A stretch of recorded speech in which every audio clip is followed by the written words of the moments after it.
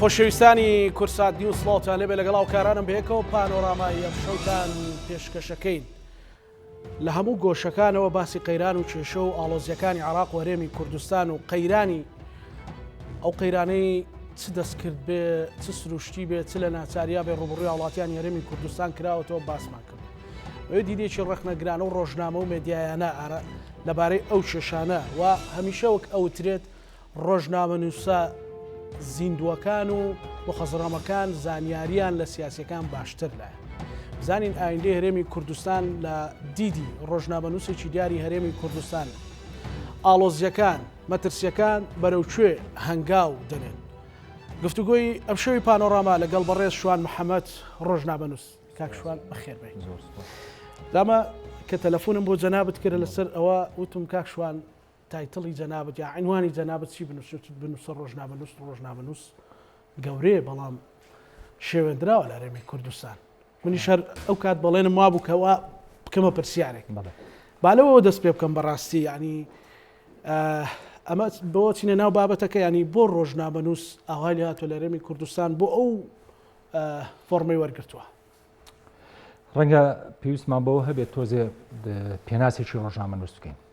هەزانێ گەر لە پێناسە تەقلیدیەکانی ناو کتێب دەرچین تۆزێ بە واقعی و بە کردەیی قسە لەسەر ڕۆژنامە نووسکەین. ڕۆژنامە نووسە و کەسەیە ڕۆژنامە نووسی جدی قساکەم ڕۆژنامە نووسە و کەسەیە لە ڕیزی پێشەوەیە لە ڕیزی پێشی هەموو ئەو ڕووداوانەوەی کە ڕۆیە ئەو ئەبێتە چاوی کۆمەڵگا. ڕۆژنامە نووس زۆر جار مەعلەسەب لەلای ئێمە هەنێ ڕۆشنبیری ڕەخنە لە ڕۆژنامە نووسەگرێ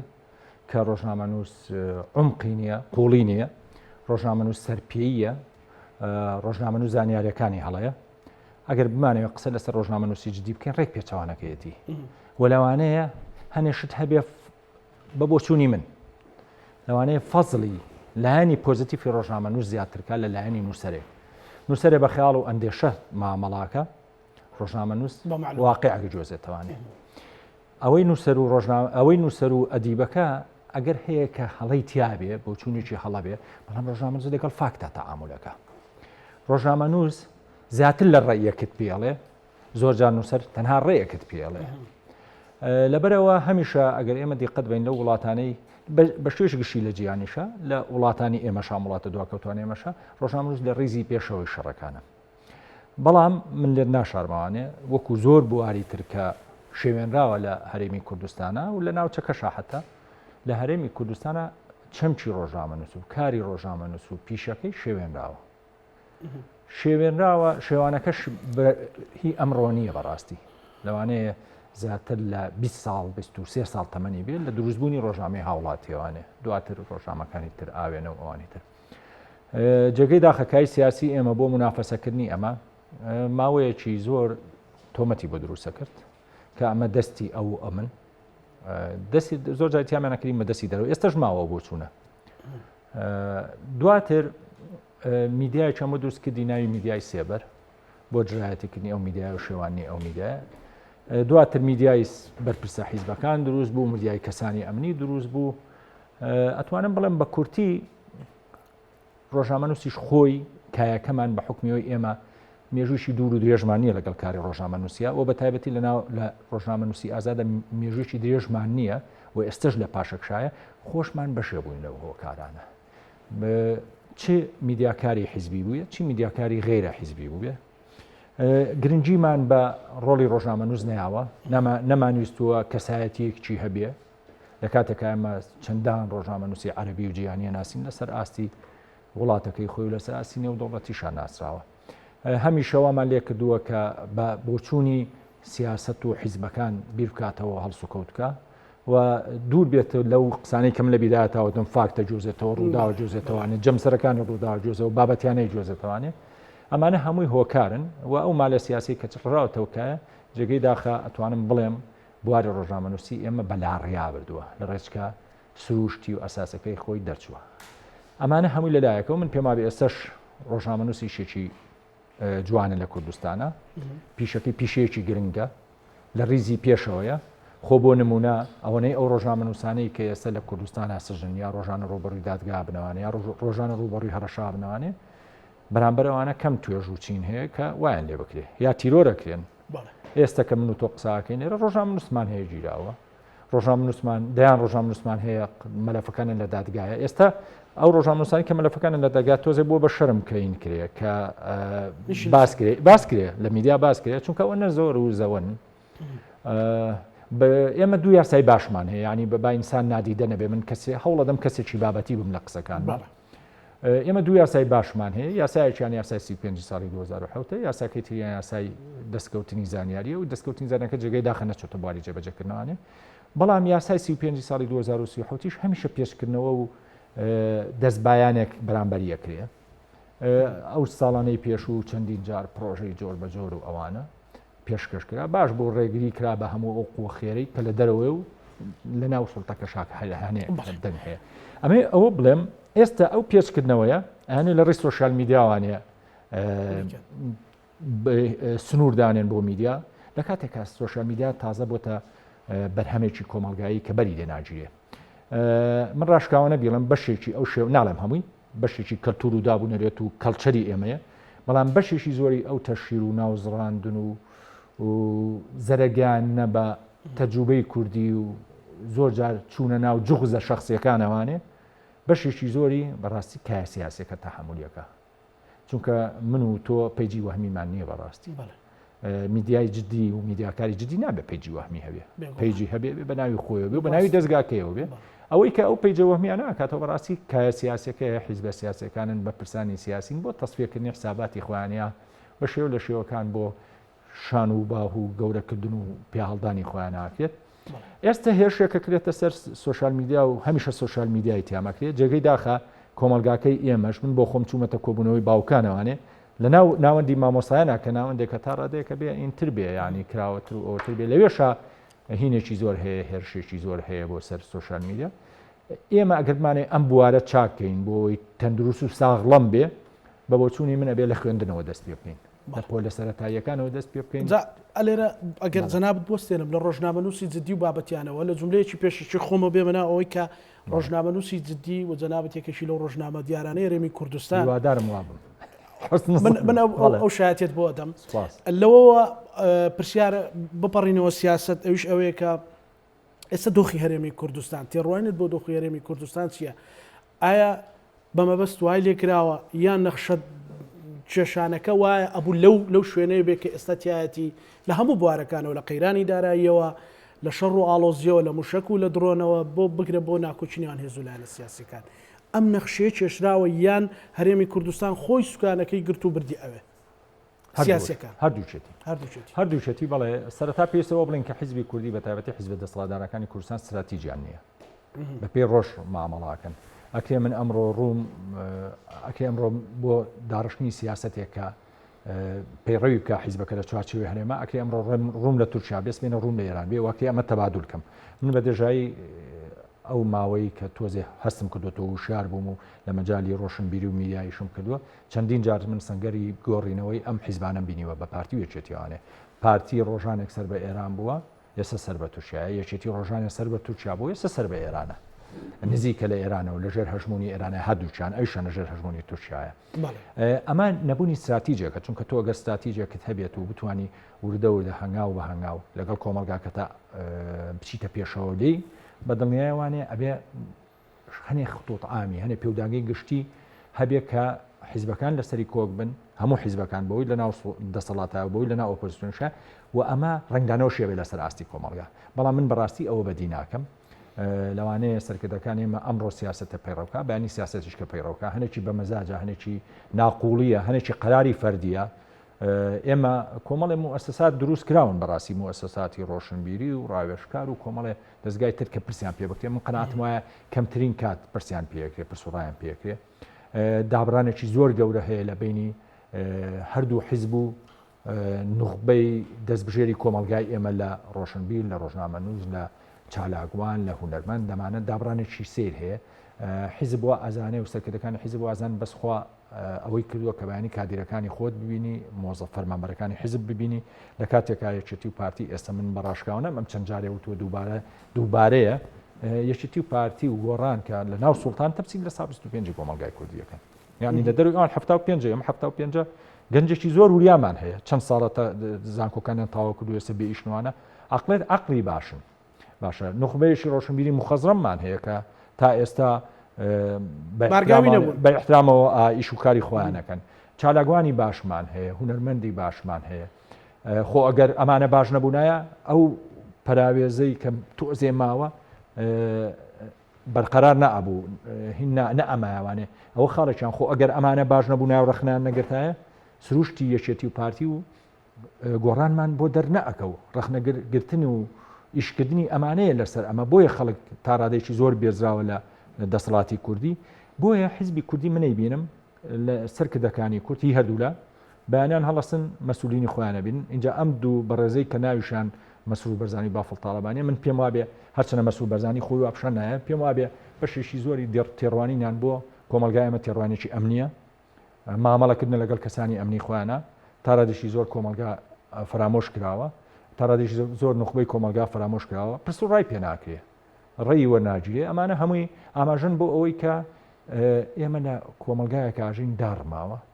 داهێزراوە و تێگڕای تەجوبەکەش لە بەردەم خەتەرایە ئەمە جگە لەو فاکتەرە دەرەچیانە کە هۆکار زۆرن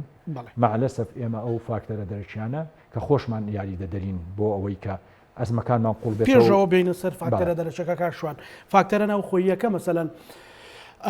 گەندەڵی ئەوە دیارە مەسەلەن چەند ساڵ بە هاواری بۆ کرێ و هاوڵاتی خۆی هەموو کەسێک دژی بوو لەگەڵ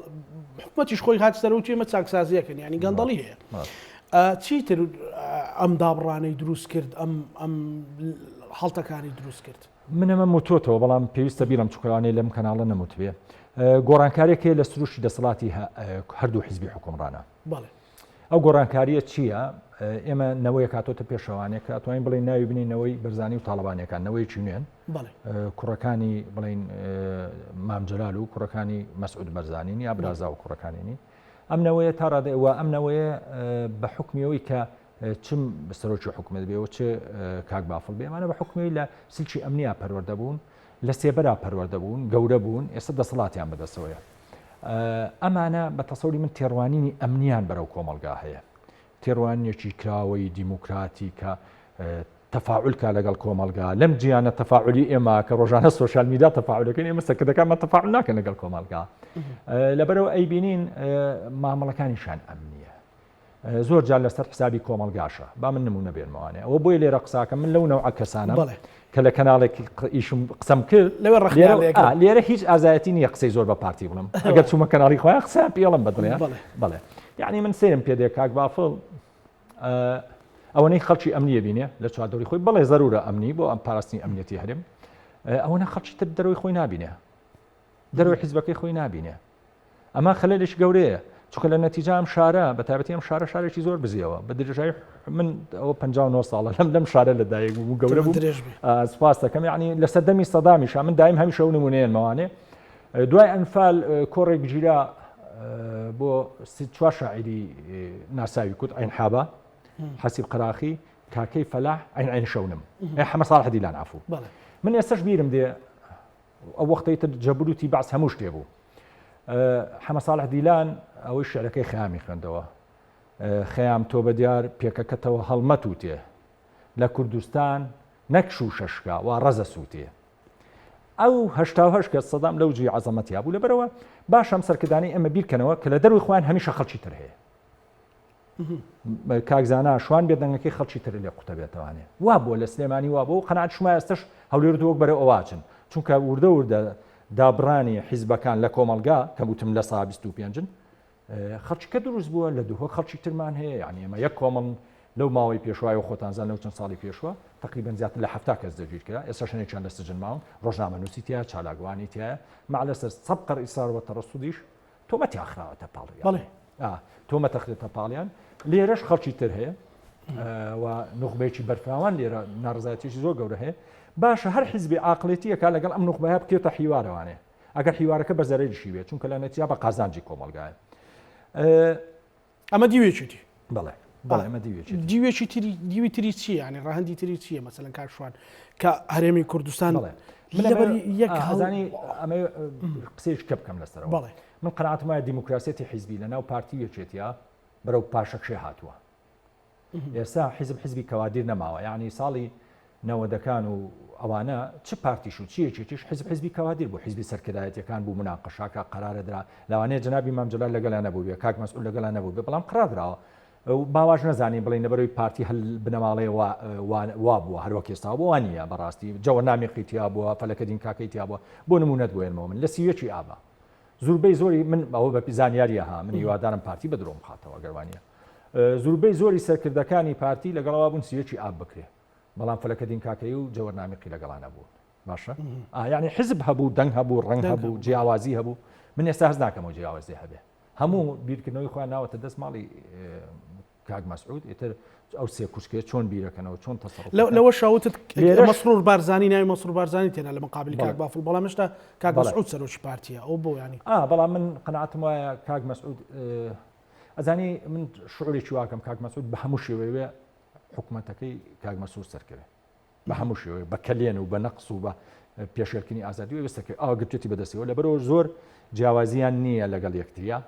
و ئێستش مەسرور بەرزانی من قەناعەتم وایە شخصی بە قووەتی ناویانە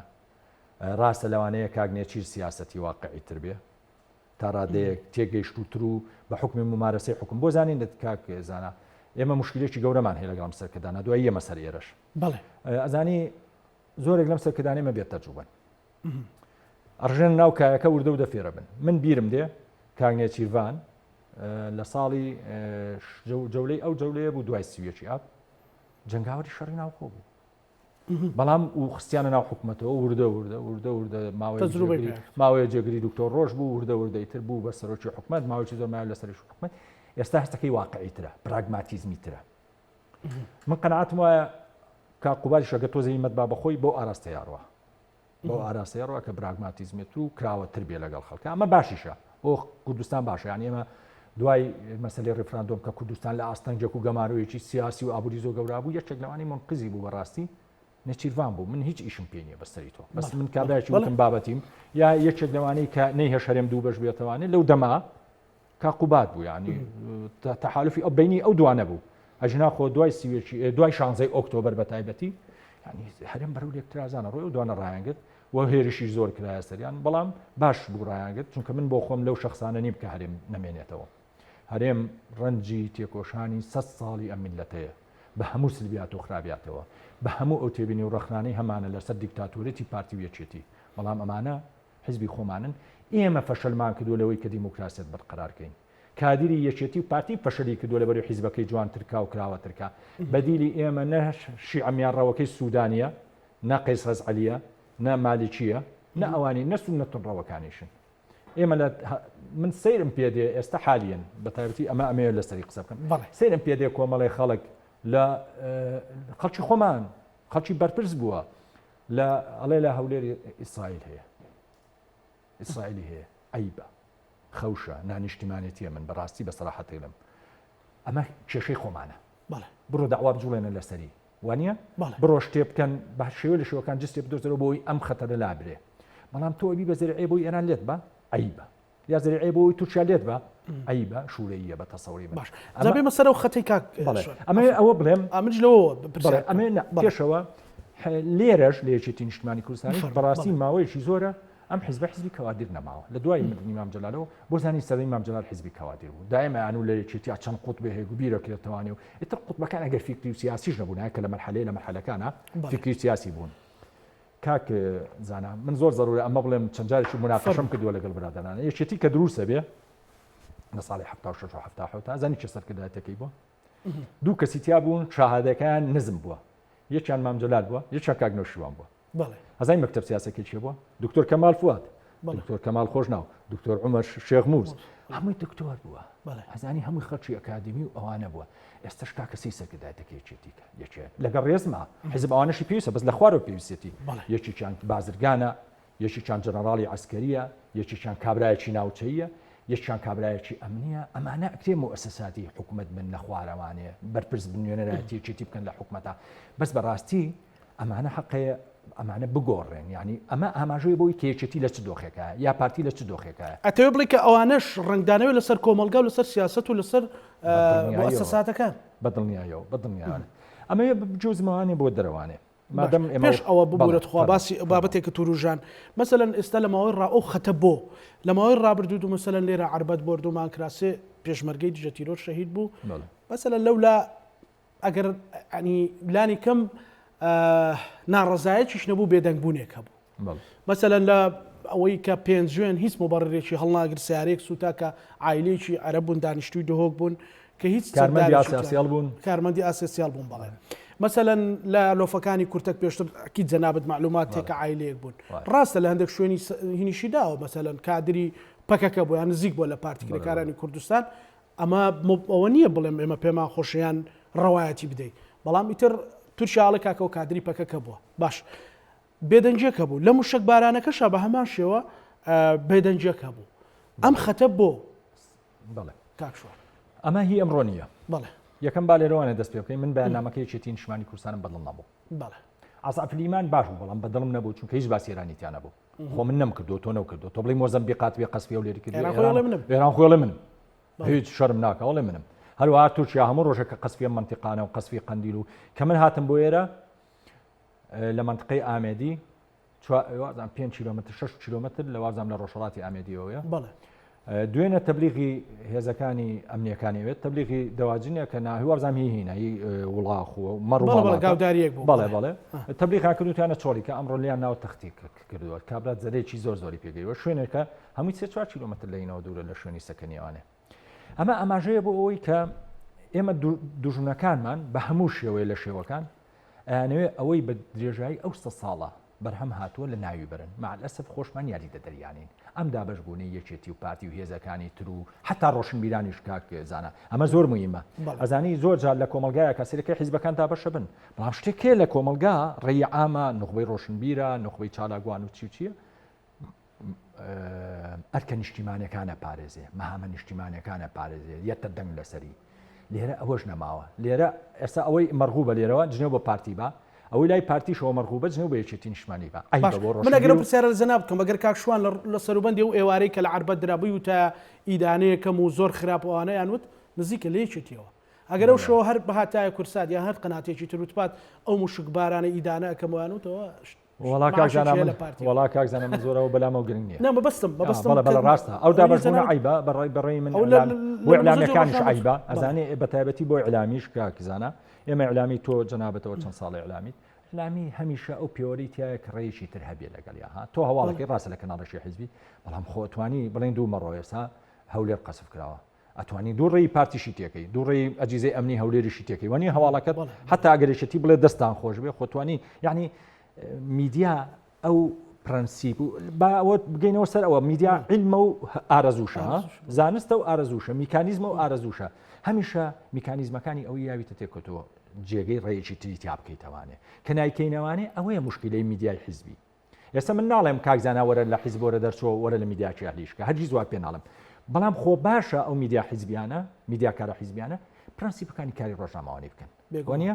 بۆ ئەوەی بیبیتە جێی متمانەی خەڵک هەر تەنها یەکیتەکان سەیری کوتۆ نەکەن پارتیەکان سەیریکەن خەڵکی بێلایەن سەیرکە حیزبەکانی کە سەیریکەن ئەمەوێ بگەڕێمەوە سەر ئەو قسە شتەکە بە تەسەوری من مەوضوعێکی زۆر مهمە کاکزانە ئێمە لە بەردەم وەچەرخانێکی زۆر گرنگین ئەمە بە عەربی پێڵم نەفسەلی یعنی دوو مەرحەلەی جیاک دێتەوە بەڵێ شەڕی غەزەیە شەڕی غەزە من قەنەعەتم وایە نەک هەر بۆ کورد بۆ مەنتیقەکەش مەوضوعێکی گرنگە مەوضوعێکی زۆر گرنگ و جیاکەرەوەیە شەڕی غەزە ئەگەر نازام دەرفەت هەبێ هیندێ من هەست دەکەم شەڕی غەزە دروستبوونەکەی لە چیەوەیە ناکرێ نادیدەی سیاسەتی ئێران بکەین لە بەرامبەر شەڕی غەزە ئێران دوو ئامانجی استراتیژی هەبوو بە تەسەوری من لە کنەدان و لە هاندانی حەماسا بەوەی ئەوەی شەبکە تەمەنەوە هیچ حەماس و نەتەنیاهو دوو ئیتیجایی تونڕەون و ئێستا خەڵکی فەڵەستین و سایلیش باجەکەیە ئەو خەڵکی منتقەکەش باجەکەیە جێگەی داخەما لەسەر لە وڵاتی ئێمە و لە منتقانی ئێمە هەمیشە تونڕەوەکان باریزن و باجەکەشی خەڵکەیەن ئەگەر ئێستش سپینێکە وتمانێکی و پارتی 25 توش شەڕێکە بکەن لەگەڵ تووچایە لەگەڵ ئێران یاگە میلیشیا شیعەکانە لە سای 25 خەڵکن و قەراری شێن و باجەکەشی من و تۆیی بە کوردەکەی ئێران دوو هەدەفی زۆر گەورەی هەیە ئێمە ومان بیر بێ ئێران استراتیژیشی هەیە کە مەفاعیلی نەوەوی لە تاوابوونایە لە ئانوساتایە و شتێکی تیژ لە منتیقەکان ڕوویە کە ئەمە کەم کەس چۆتە سەری ئەزانی من ئەوەی تێگەم و شتە خوێنمەوە لەسەری ماوەیەکە عەرەبە معتەدیلەکان دەوڵەتە عەرەبیە میانڕەوەکان وەک سعودیە وەک میسر و ئەوانەی خلیج و ئەمانە بێژگە قەتەر ئەمانە هەمویان گەشتونەوە قەنەعاتە کە ئیسرائیل خەتەر نییە لەسەریان ئەوەی خەتەرە لەسەریان تورکیا و ئێرانە ئێرانێک ئەوە تا 101 مشکلی ئێمە ئەوەی پار و ئارامکۆمان ئەوەی سەردەمی ترامپ و ئارامکۆمان لەبیر بێ کە بە موشک و بەڵێ کە بە موشکوانە چیان لە منشأنەوەی منشأ نەوتیە گەورەکەی سعودیە کرد ئەوانە گەشتونەتە قەنەعاتێک کە ئەوەی خەتەرە لەسەریان ئەمانن تورکیا و ئێران تورکیا هەیەتی لە سۆماڵ هەیەتی لە لیبیا کێشەی گەورەی بۆ دروست کردوون باشە لە سووریا وێرانی کردووە عێراق وێرانی کردووە ئێران هەیەتی لە هەموو ئەم منتیقانە و حیزامێکی هەیە هەتا لەم ناوە سەر حدودی ئیسرائیل لە لوبنانەوە لەولاو لە سووریانە و لەولاشەوە حەماسە لەولاشەوە یەمەن ئێستا ئێران بەم دوو ئامانجە ئێستا هەژمونێکی هەیە لە کەندا و دەرچووە چۆتە بەحری ئەحمەر خەریکا چێتە دەریای سپی ناوەڕاست ئەمانە ئێستا ئێران هاتۆت لە پارسەنجێکە تورکیای جێهێشتووە جاران ئەگەر تورکیا بۆ زانینتان تاقە دوو معقەلیژ مابێ دوو مرکز مابێ لە منتیقەکە کە تا ڕادێشی زۆر ڕووخان و مانەوەیان بەندە بە تیاری شیعی ئەو شیعایی کە ئەولایەتی فقی تەمسیلەکە و ڕەبتی هەیە بە ئیخوان موسلیمینەوانێ تورکیا و ئێرانن ئەو دوو مرکزە کە تورکیا مرکزی سونەکانە و ئێرانیش مرکزی شیعە ئەگەر ئەم دوو مرکزە گۆڕانکاری سیاسی ئەمنی عسکەری تایە بێ من قەنەعەتم وایە ئیسلامی سیاسی بە شێوەیەک لە شێوەکان تا ڕادێشی زۆریەتە دواوە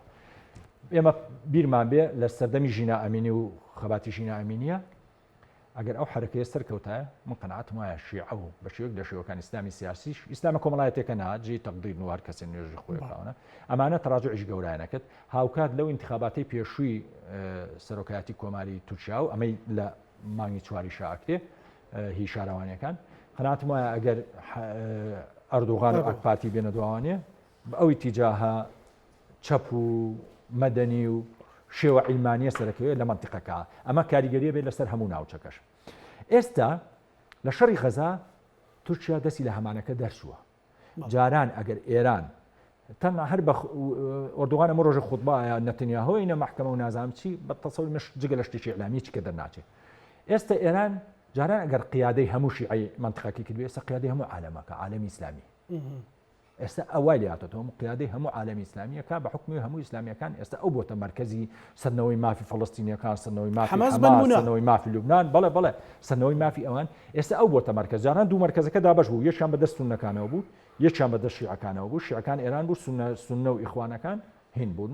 تورکیا بوون ئێستا تورکیا زۆر لەم مەعادلەیانە بەڵام هەر خوتبەی ڕەنان و ئەبێ نەتەنیاهۆ هینتینەوەمانە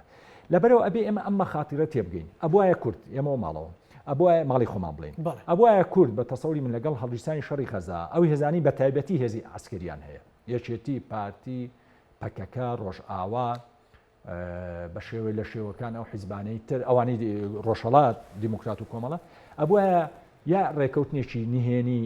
یا ئەبوایە شتێک کۆی کردنایەتەوانێ استراتیژە کۆی بکردایەتەوانێ مع الأسف نەکۆی نەکردنەوانێ دوو هێزیش کۆ نەبوونەوە یعنی یەکێتی و پارتی کە بمانێنەمانێ هەرێ مرکزێکە بۆ پارچەکانی تر ڕۆژئاواش مرکزی دووەمە بۆ پارچەکانی تر مع الأسف نە لە ڕۆژئاوا نە لێرە ئەو هێزانە کۆ نەبوونەتەوە حتا ژێربەژێریش بە ئیتیفاقی بکەن کە هیچ نەبێ بەرژەوەندی گشتی بپارێزن شیعە کۆ بۆتەوە شیعەوەتانێ سوودانی و لایەک لە شیعەکانیش لەگەڵ شەڕانین لەگەڵ ئەمریکا بەڵام لەولاوە هەمویان بۆی ئیش بۆ ئێرانەکەن و کێتە سەر ئەوەی یەکلایی کەرەوە بێ هەموو شیعەکان بە یەک شێوە حکومێن سونەکان عینەن شت دەوڵەتانی خلیج یەک موقفن وازە دیارە خولاسە ئەوەی کە کۆنیە یەکێتی و پارتین لەبەرەوە ئێمە حیزبەکانی تری پارچەکانی ترە نە لەگەڵ ڕۆژئاوا ئەمانە هەمووی ئەکرێ ڕۆژی لە ڕۆژ غەزە تەسیری لەسەر ئەم دۆخە هەیە بەدڵنیاوە خۆ ئێستا ئەمە کاشوانەوە ئێستا دەنگێکی بەهێزی جیسان لە هەولێر بیسترا بڵێ ئەوەی بیستمەوەت بڵێم ئەوەت پێ بڵێم هەولێر ئێران ئەمە زانیاریە ها زانیاری میدیای غەربیە من لە نەتیجا خۆم و میدیایکی بچووکین زانیاری میدیای غەربیە چونکە تۆ زانی من لینچێکمێ لەگەڵ هەولێر مستهدەفە تەسعید دەبێ زیاتر لێ ئەدرێ هاوکات سلێمانی زیاتر لێ ئەدرێ سلێمانی لەلایەن ئێرانەوە لێ ئەدرێ هین لەلایەن تورکیاوە لێ ئەدرێ ئەو هاتنەی من طبعا خۆتۆ زای من لە نەتیجا ڕۆژان من نووسم و ڕۆژانە متابعەکەم ئەو هاتنەی ئەو ئەوەی دەرجێ کەفیدانە دوێنێ پێرە لە لای ئیبراهیم کاڵم بەڵێ ئیبراهیم کاڵم ئەوە وازەح دیارە پەیامەکەی چیە هەرچەنە من ئاگەم لە کۆبنەوەی سەرکردایەتی یەکێتیشە کە ئەخیر کۆبوونەوەکە تورکیاوی منفاتەحەکانە من قەناتمایەوە زەوئە خۆت باشەکەی لەگەڵمان نابی قسەکانی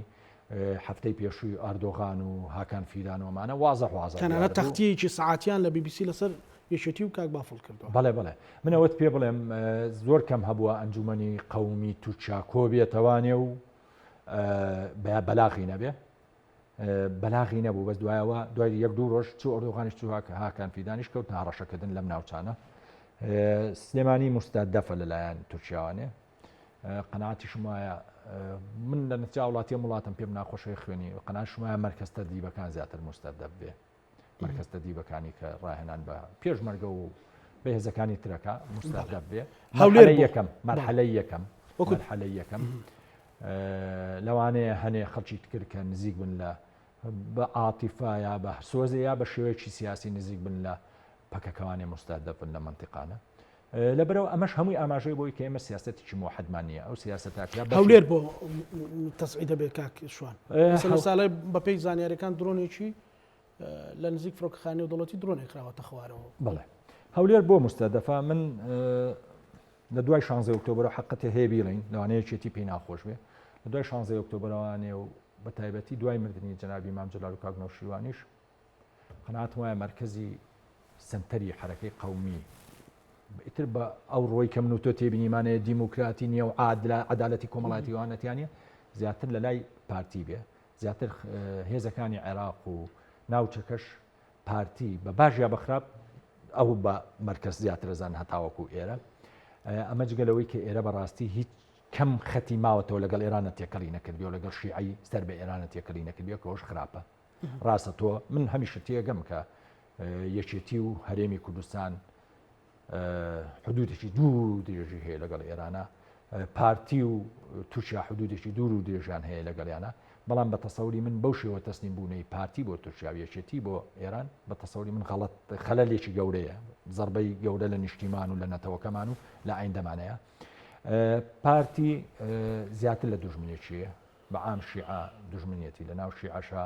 من قەناعەتم وایە هەموو سەرکردانەی ڕەنگە حرەکەکانیشی لە چوارچێوە هەرێمی کوردستان چوو بێتە دەرەوە یەکێتی بۆی کێشە ناوخۆیەکانی لۆکاڵی نزیک بوونەوەشی لە تورکیا و وازەح دیارە بە حکمی جیۆپۆلیتیکیشی نزیک بوونەوەی لە ئەمریکا و خەیاری ئەمریکی ڕاستیەکی تریش هەیە بیڵین ئەو ماوەی پێشوو فەرماندەی گشتی هێزە دەوری دوو هەفتە لەمەوە پێش فەرماندەی گشتی هێزەکانی هاوپەیمانان لە سووریا و هاتنە ئێرە بەڵێ مەسعود بەرزانیان بینی ئا زۆر باشکاوتیمە لەگەڵمانەوەی هیناین لەگەڵمانەوەی هاوپەیمانانە ئەوش هینێکی گەورەیە لێرە من بەلاغەکەم بینی ئەوەی تیانە بوو ئەوەی بافڵ تاالبانی بڵاوی کرد بۆ ئیتیانە بووە دەڵێ یەکگرتنەوەی پێشمەرگەوەوانە ئەمانە هەمووی ئاماژەن بۆیە پارتی مستەدەفترە تا ڕادەیەک پارتی هەم قووەتی هەم نفوسی هەم عیلاقاتی هەممانەوەی مەسعود بەرزانی وەکو سەرۆکی حیزبەکە و تا ڕادێک زۆر هەژمونی بەسەر ئەو ناوچانەوە هەیە ئەگەر هەژمونێکی جەماوەریش نەبێ هەزمونێکی سیاسی و ئەمنی و پێشمەرگایەتی بەسەروانێ ئەوە ئاماژەی بۆ ئەو مستەدەفە خطۆی بچووکردنەوەی هەرێم لە ڕفراندۆمەوە دەست پێکە چ ئێران خطەی پیلانی بچووکردنەوەی هەرێمی هەیە چ تورکیا هەیەی چ شیعی منطقەکە هەیەی و قەناعەتیشمایە بەردەوام من لەگەڵیان زۆر جار ئێران و تورکیا شتەکەن دژی هەرێم لەوانێت تەنسیقان هەبێ لەوانە شەنەیان بێ بەڵام هەردوو زۆر دەرەکە کە هەیەە بەڵێ لە هەموو شتەکانە استراتیژەکەی ئەوەیە کە چۆن هەرێم بچووکێتەوە ئێستاش هەرێم بەڕاستی بچووک بووتەوە ئەو بچووکی کردوێتەوە پەردبوونەیە باشی ویستمەوە بڵێم ینی یەکێتی و پارتی و پەیامیان پێ نەگەیشتویان ناتوانن ڕوبڕووی ببنەوە ئەگەر پێشیان گەیشت بێت تێش گەیشت بن خۆی ڕاستیەکەی بیڵین مەعلە سەفجێگەی داخاواڵم کە کوردی باشووری هێزەکانی هەمیشە بە شێوە لە شێوەکان ئیتیکالی بوون پشتیان یا لە شاخ زۆریان پشتیان بە ئێران بەست بوو یا پشتیان بە تورکیا بەستووە لە دای ڕاپەڕینەوە هەنێکیان ئێستا ئێمە نییە گرفتی گەورە کاکزانە لێرەوە دەست پێکە ئێستا ئێمە زۆر باشە زانین و عالم یەکێتی و پارتی شەزان ماشڵاوانە خەڵکی عاقلان هەیە کە ئینکە عالمی نەوە یەک نییە عالمی 2023 نیە عالم بەرەو ئەوواڕوا لەو منطقەی مەشا فرەجەمسەری بێ و هەندێک هێزی ناوچەیش دەوریان هەبێ رووسیا و چین وەکو دوو رووسیا و چین وەکو دوو ماری سڕن وردە نفوسیان زیاترە بێ لە منطقەیە بە تایبەتی چین کە پێشبینیەکە هەم لە ڕووی اقتصادی و هەم لە ڕووی ئەمنی عسکەری و سەربازیەوانەوانێ لە ئایندا هێزێکی زۆر گەورە بێ کە بتوانێت بەڕە لەژێر پێی ئەمریکا و غەرب ڕاکێشێ. ئەمەش دەستی ئێرانی زیاتر نەکردوتەوە؟ باڵێ دەستی ئێرانیش کردو و دەستی تورکیاشی کردوتەوە، هەردووچان ئەم هێزە ئیقلیمیانە چونکە بەشێکن لەو ڕیزبەندیە. تورکیا بە حکمی موقعەکەی یاریەکی زۆر خراپەکات لەو منطقە، ڕۆژێ غەربی خۆی پیشانەیە، ڕۆژێ شەرقی خۆی پیشانەیە، بۆ ئیسفادەشی لێکردووە، بەڵام قەناعەتم وانە هەتا سەر بۆی بچێتە بۆی بڕواتە سەرەوەمانە. ئەمێ ئەوە بڵێم تا ئەم دقەیە ئێمە زۆر باشە زانین مانگی 11 انتخاباتی سەرۆکایەتی ئەمریکا هەیە و ئەگەر کەمە بایدن دەرچێت تا ئێستا ترامپ دەرچێ، ترامپ ئێمە بیرمان دێ سەریکانێ و هینیا بەدەستەوانێ ئەو شاری تری ڕۆژاواییە بەدەستەوانێ و ئەگەر فشارێکی لۆبی ئەمریکی و ئەوانە لەسەر هین نەبووە مەجلیسی و خوو پەرلەمانتارەکانیان لەوانەیە هەموو ڕۆژاوی بایەتە دە زۆر دۆغان. لەبەرەوە ئەگەرێکی زۆر هەیە بۆ کشانەوە، ئێستا کە هاتین ئەوە گفتوگۆی جارێکی کە سەر لە نوێ تەنزیمکردنەوە و کشانەوەی هێزەکان. دەبنووسم لەوە ئەو بڵێم کاک شوانیانی کە بەو شێوەیە ئەمریکا بە بەرچاوی ئەوە دۆخی سەربازگەکانی خۆیەتی بۆچی دیفاعک لە هەرێمی کوردستان ناکە؟ بەس لە چوارچێوەی ئیدانە لە هەرێمی کوردستان دیفاع ناکە. ئەزانی کاکن استراتیژی هین وازە هەست، استراتیژی ئەمریکا وازەحە. بایدن ناوێت بچێتە شەڕێکەوە لەم مەرحەلە لەگەڵ ئێرانەوە ئەوەی پێڵین بە کوردی بمبورە نەشەڕی پێڵین لەگەڵ میلیشیا شیعەکانایکە، ئەوە هەر هینە زیاتر ئەو نییە وەکوڵی بۆ ڕازیکردنی ڕێی عامی ئەمریکی و ڕۆژئاواییە. ئەژیناوایە سەر دەمێکا بۆایەت چ بایدن بە تایبەتی جمهوریەکان بۆ شانە زۆر تۆنگن، ئەگەر سەرەتای انتخابات لەبەردەمانە بووە زۆر بەتونی لە عێراقانە من قەناعەتم وایە. ئەمریکا دەمێکە بە تایبەتی لە دوای انسحابیوانە لە ئەفغانستان چاوی لەسەر منطقەیە بە دەرەجەی دووسێت بە دەرەجەی یەک نەما، جانان چاوی لەسەر یەک بوو. ئێستا ئەو دوو داینەسۆری گەورە بە تایبەتی چین دواتر رووسیا بۆی قوتبوو نەتوانێت لۆ لا شۆشەڕێکی ئۆکرانیا هەیە پەلاماری ئۆکرانیا و بەشێک لە ئەندامانی حلفی شیمالی ئەتڵەسی لەبەردەم تهدیدان چ پۆڵۆنیا و چەند سوید و چەند وڵاتانێکی تر. بەڵێ خولاسە نابێچێتی و پارتی هەموو ئاوادانیش بن بە خەمساردیوانێ وڵا ئەمریکا هەرمێنێتەوە نامێنێتەوە، یعنی وازە دیارەگەر بمێنێتەوە زەعیفە مێنێتەوە. ئێستا زەعیف ماوەتەوە کوتۆتی بۆ نایەتە دەنگ لەسەریان. محەممەد حاجی محمود دەڵێ ئەمریکا خۆی پێ ناپارێزرێت چی لێمە بکە؟ ئەوە ڕاست نییە بەڕاستی من لەگەڵ ڕێزمەوە ناوێ بیکە ناوێ بیکا و پێویستی پێ نیە و ناوێ شەڕ هەموو تەرکیزی لەسەر منطقەیە بێ. ئەو شەڕی تری هەیە و خطابەکانی بایدن لەسەر سین وازەحە، ینی ئەو شت مەسلەی تایوانی هەیە، مەسلەی ئۆکرانیا هەیە، کۆمەڵی مەسایلی گەورەیانێ لە منطقەکە. ئێمە خۆمان لەماوەی ئەو سودی و ساڵا چیمان کردووە ئەوە 6 مانگ ماوە جام نەمێ لێشا لەو مەجاالە شەون 6 مانگ ماوە ئێستا وازین وڵا ئەمریکا ئەمێنێتەوە وڵا نامێنێتەوە. باشە تۆ ئەگەردانێ نامێنێتەوە لە سابە لە سا 50 بێ 40 بێ 30 بێ داینێ نامێنێتەوە چیەکەی ئاوا بەم پرتیە تۆ ڕوو یەکێکتان ڕوو لە شەرقەوە یەکێکتان ڕووتان لە باکوورە یەکێکتان ڕووتان لە تورکیا یەکێکتان ڕووتان لە ئێرانە بەمە چارەسەر نییە کاکزانە. ئەوەی هەبێ بەڕێی من حرەکەی چێ لە ناو خەڵکی ڕۆشن بیر و ئەکادمی ئەوانە بیر بکرێتەوانەیە بە دوو ئاراستە. تەمان ئەمە من ئاگام لەو مەشروعە هەیە. یەکێکیان لەوەی کە هاوشێوەی 688 ساڵینەوە یەک کە ڕەوەکە دروست بوو لە مەجلیسی ئەمن بڕیار لە ئەنجومەنی ئاسایش بڕیارێ دەرچوو بۆی ئەم ناوچەیە بپارێزن زۆنێکی پاراستنی زۆنێکی ئەمنی بۆ ناوچەکانی هەرێمی کوردستان ئەبێ بیر بکرێتەوە یا شێوە قەرارێکی وا هەبێ یا ئەو بڕیارە ببوژێنرێتوانێت لە مەجلیسی ئەمن. ئەمە شێوەیە کە شێوەیەکی دوورمەودای تر هەیە، خەڵکێکی زۆرم ئستیای هەیە بەرامبەرێکێتی و پارتی و ئەمە حکومە و کە لە 32 ساڵا هیچی نەکردووە بیر بکرێتەوە هەرێم بخرێتە ژێر ویسایەوە وسای نێودەوڵەتی. طبعا ئەمە تۆزێ زەحمەتە چونکە لە دوای حربی عالەمی دوومش ئەوانەوانێ کەمە ئەم حاڵەتە بەڵێ بەڵام ئاراستەیەکەیە لەوەی کە ئەم منطقانە ئیش بکرێ لۆبی بکرێ و کوردی ئەسەر جالیەکی ئەوەی هەیەکەوە بکرێ نەک هەر باش و ڕۆژاواش بخرێتە ژێر ئەو زۆنگەوانە ڕۆژاوای کوردستان بکرێتە زۆنجێکی ئەمنی لە ڕووی ئاسمانە و پارێزێ. ئەمە ئەکرێ من قەناعەتم وایە یەکێتی و پارتی شەتوان دەما دەور ببینن ڕۆژاواتوانە دەوری هەموو حیزبەکانتوان باشە بدە و پرسیارە بکەم کاشوانێکی و پارتی گەربیانەوێ کۆک بن ئەتوانن وڵی خۆی با تۆزێ واقعی قسە بکەین ئەگەر سەیری پێکاتیم دوو حیزب بکە هەردووچیان بنەماڵین یەکێتیش لەوە دەرچۆ بڵێ من بنەماڵین لەو لا عایلەی بەرزانی لەم ناش عایلەی تاڵبانی قیادەکەن کەسیان داوای جیاببوونەوە ناکەن هەردووچیان داوایەکەن دەسووری عێراق و فیداڵەت جێبەجێکرێ هاوشێوەی یەکن لە زۆر شتا هێزی ئەمنیان هێزی عسکەریان سیاستەکانیان ئەم لەگەڵ ئێرانە بە حکمی مووقعەکەی زیاتر ڕۆیوە ئەو لەگەڵ تورکیا بە حکمی مووقعەکەی زیاتر ڕۆیوە یعنی هیچ شتێکی جیاوازیان نییە لەسەر ئاستی کۆمەلگا هەردووچیان تا ڕادێکی زۆر بێزراون من قەناعتم انتخاباتی کوردستانیش بکرێ ئەوە زۆر بە ئاشکار ڕەنگە ناتوانێت لەبەرەوە شتێکی جیاوازیان نییە لەبەرەوە حەقەیە تەبابن لە ناویەکە هیچ لەبەر بەژۆندی خۆیان لەمە بەستمەوە بوو کە لە ڕووە ئیقلیمیەکەەوە توانن تەبابن من قەناعتم وایە بۆ دەستەدەی مام جەلال و کاک مەسعود ماوەیە تەبابوون یعنی مام جەلال دیفاعی لە کاک مەسعودێک لە کوردستانەوە هەرچیەک کاک مەسعودێکە من لەگەڵام کاک مەسعودی شەرچیەک لەسەر مام جەلال وایە من بیرم دێ جاری دووەمی هەڵبژاردنەوەی مام جەلال بۆ سەر کۆماروانە ئەوەی بیرم دێت وابزانام ئەمریکا دژبوو کاک مەسعود پێی لێکردنەکەشەوە کا بێتەوە بین ئەگەر بەر بەژەوەندی خۆشی بێ بۆی ئەو لە هەرێم بمێنێتەوانێ بەڵام یعنی تەبابوون تا ڕادەیەک ئەدوارەکانیان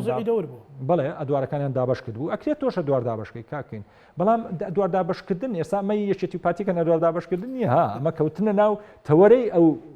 کەوتوتە محوەری ئەووانێت تووشک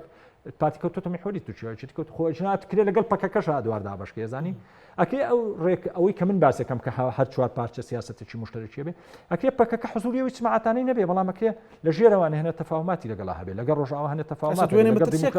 بەڵێ بەڵێ ئێمە ئەومان بیر بێ لە شەڕی داعشاکە کە کورد موحەد بوو تا ڕادەیە ها ڕۆی پێلێرە پێشمەرگانێرا بۆ ڕۆژاوە پەکەکە چووە مەخمور کاک مەسعود دەچوو لەگەڵ پەکەکە دانیشتووە نەبوو لێرە یەکێتی و پارتی و هێزەکانی تر لە کەرکووک پەکەکەشی لێ بوو هێزی پەکەشی لێ بوو خولاسە من قەناعتم وایە کورد خۆی ئەبووە بەدێژای ئەم 32 ساڵی سفادە لەم مەدە کوردیە بکرا لە پارچەکانی تر نەکرا و ئێستا ئێمە لە حەڵقەکانی ئەخیریانی کاکزانە ئێمە لە بەڕاستی من ناشامەوە لە کۆتایی قەیرانەکە ئاژین لە کۆتایی تەڵزگەکە ئاژین بەرەکوێ ئەچێت ئەو وەرگەڕانە من ڕەشبینم هەرێم مستەدەفە بۆی بێ بە دوو وەشەوانێ قسم لەسەرەوە نییە ئەم شەڕی غەزە و منتقەکە زیاتر گەرم و فراوان بێت ئەو وەختە ناچار بە ناچاری پەلی ئەمریکا ڕاکێشێ بۆ شەڕەکە وەکو چۆن پەلی ئۆباما ڕاکێشا بۆ شەڕی داعش ئەم بۆ زانین من بیستومە لە بەرپرسی گەورەی کوردستانەوە ئەی ئۆباما کە باسی عێراق لەگەڵا کە پشتی تێکرد بەڵام کە شەڕی داعش هات و خەریک و هەولێر بگیرێ و بایدن دەوری بینی لەوە و دەمەجێگیری سەر کۆمار و سەرۆکی ئەمریکا بوو بناچاری ئەمریکایان ڕاکێشتەوانێ ئێستاش ئەگەر ئەو شەڕە گەورە بێت بە تەسەوری من ئەمریکا ڕاکێشێتوانێ بەڵام ئەمەش ئەگەرێکی زەعیفە تۆ خۆت چیت مامۆسا من لەگەڵوانیم تۆژایەتی ئێران و تورکیا بکە پێت ناکرێ بەڵام تۆ ئەکرێ ماڵی خۆت چێکەی ماڵی خۆت باشترکەی جوانتریکەی خەڵکی خۆ ئاشکەیتەوە هێزەکان یەک سیاسەتیانە بێ ئەگەر دووادابشکردنێکیش بێ بە ئیتیفاق بێ ناکرێ بەس ئێستاەوە من و تۆڵینەوە لە هەولێریە بەڵام ئەبێ پێشبینیۆشکی لە سنێمانی شەیە ئەگەریش کراوێ هیچ کاتێ بەقی ئێستا نزیک نییە لەوەی لە بە تەسەوری من لە مەساڵحی یەکێتی بدێ لە سلێمانیا لەلایەن تورکیا هیچ کاتێ و ئەمریکا و هیچ وڵاتێکیش نی عێراق ناتوانێت من ئەوەش بەڕاستی لێر نەشارمەوە بە شەر مەزانم با هەنەڵێن ڕۆشنبیران و سیاسەکانی دەرویەکێتی و پارتی هەنێجارشی شەرمەزارە ناکەن بەڕاستی یەکێتی و پارتیشی شەرمەزارانە زۆرەکەن ئێرە قەسفەکرێ مەتاریە عربەتە یا سلێمانیە یا ئەو هاوڵاتیە پێشەوەی ئەو هاوڵاتی پێنجێن من بیرم دێت پێشەوەی کە کەس بزانێت چییە دژە تیرۆری پارتی بەیانیش ڕاگەراندە بۆ ئەوە چەند کادریش بکە کوژان کە دەرکەوت لە ئاخریشە ئیسرائیلین ئەم جیازە بۆ لێدوان بە یعنی من تێناگەم جیازە بۆ لێدوان بە یەکەم دوو جیازی گیان یەکی لێرە هەیە یەکی لەوێ هەیە یەکەواتە تۆ هەر بەلاغێکی حیزبی دەرەچێت لەبەرەوە ببوورە منم ئەوە بڵێم یەکێتی و پارتی باشترین حل بوو ئەوەی هەیەە لەگەڵ خەرچی خۆیان و لەگەڵ بەبینی خۆیان لەسەر سیاسەتی ڕێکەوتن هەڵوژن لەگەڵ پارچەکانی تر و یەکێک لەو شتانی داوایکەن بە تەسەوری من ئیشکردن لەسەرەوەی کە ئەو ناوچەی دژە فڕینانە زیینەوە بکرێتەوە دواسەرنجی کاکشوان گفتوگۆکەمان ئازادانە بوو زۆر سپاس من وڵا لە شوێنە بمەروا قساکەم ئەزام لای نابن مباشریش لا نابێت لەبەرەوە من سپاس دەکەم سپاسی جەناب دەکەم زۆر سپاس بۆ بەڕێزشوان محەممەد ڕۆژنامە و سپاس دەکەم بۆ دەرفەتان زۆر سپاس بینەرانی خۆشەویست لەگەڵ هاوکارانم بەیەکەوە پانۆرامامان پێشکەشکردن هەموو لایەکتان ئەمانەتی خوای گەورە بن خۆتان